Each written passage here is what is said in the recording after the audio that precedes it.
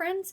Rebecca here, the Dragon Librarian from Farmington Community Library, and my friend Gallie and I are here today to talk to you about some really awesome books that we've recently read that we think you might like as well.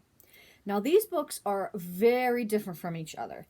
One is a little bit of an older book, one is a newer book, but in terms of themes, they're also worlds apart, especially in terms of the characters and what kind of characters they are. So, the first one is called 13 Ways of Looking at a Fat Girl by Mona Awad. Now, that's a very loud title, right? It's a very, grabs your attention right away.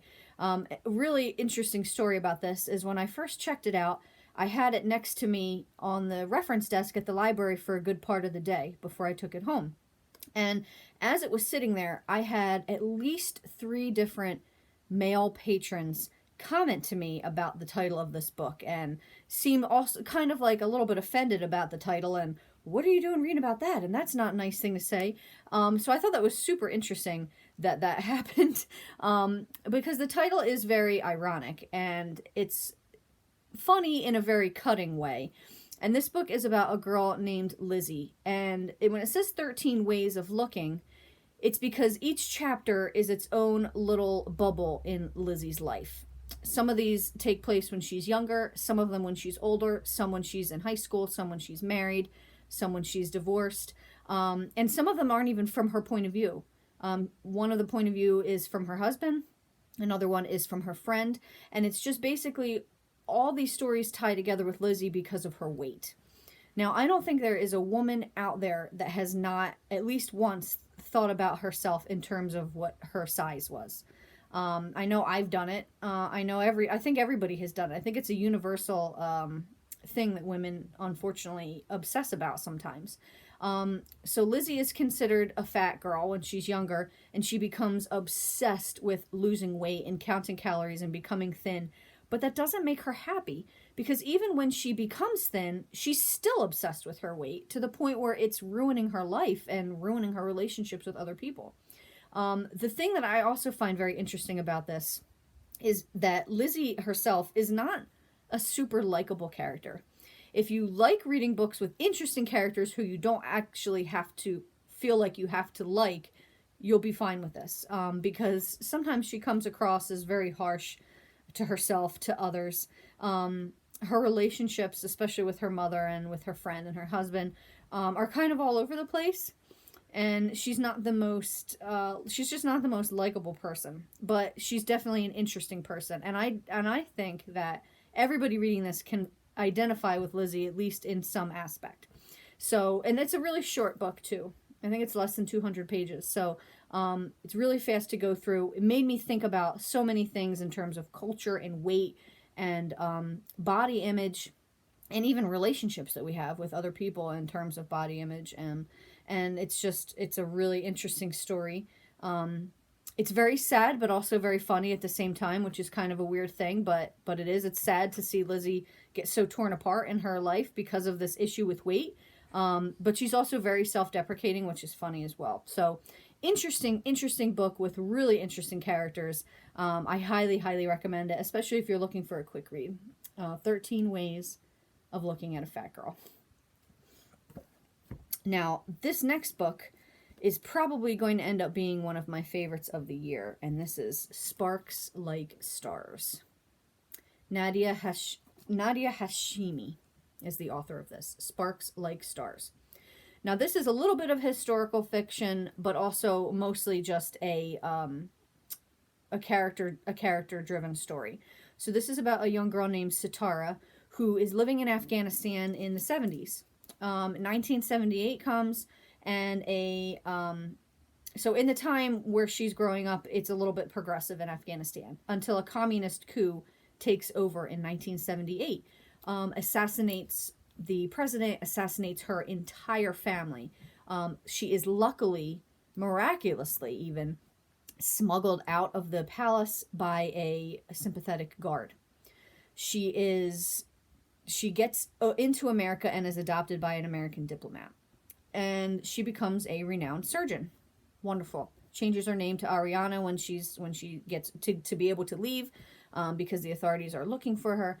Starts a brand new life. She's a surgeon, adult. Everything is wonderful. But is it really? And she, by happenstance, serendipity, she comes across as a patient the man who rescued her one day. And it brings back all these memories of her family and what she went through. And she realizes that she can't just let the past stay in the past. She can't just ignore it. She can't just pretend that that part of her life didn't exist. So she goes back over to Afghanistan to put these ghosts to rest, basically. Wow. What a story. This book is just a sweeping, epic narrative about this woman and her coming to terms with the past, with the violence of her past, losing her entire family as a young girl. She's only 10 when this happens. The terror of that night of having to flee, the things that happened to her along the way. So one thing that I really liked about this story is it's fairly long. It's about 450 pages, and it doesn't start right from the present. So it starts from the past. It shows you what she has gone through, not just that night where her family is murdered and the coup happens, but also the process of from her that night, then meeting this diplomat, the process of getting over to America, the foster home she was in before she could finally be adopted by the diplomat, all the things that she has gone through to become the person she is today, which I absolutely loved. It is a little bit of a fast-paced novel, but not at the same time, because it really just takes the time to just develop this character of Sitara and how everything that she's gone through to make her who she is. And it's just such a heartbreaking yet beautiful story. Absolutely gorgeous. The writing is beautiful. The characters are amazing. And obviously it's based off of real historical events that have happened. So there's that as well.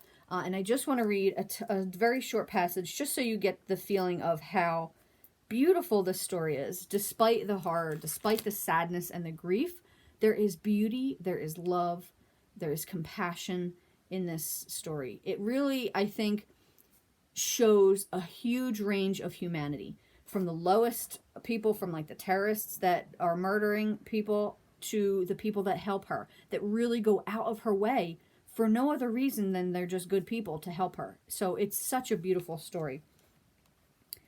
That's grief. And grief is nothing but the far brink of love. Love is the sun. Grief is the shadow it casts. Love is an opera. Grief is its echo. You cannot have one without the other. But if you follow that grief, you'll find your way back to love.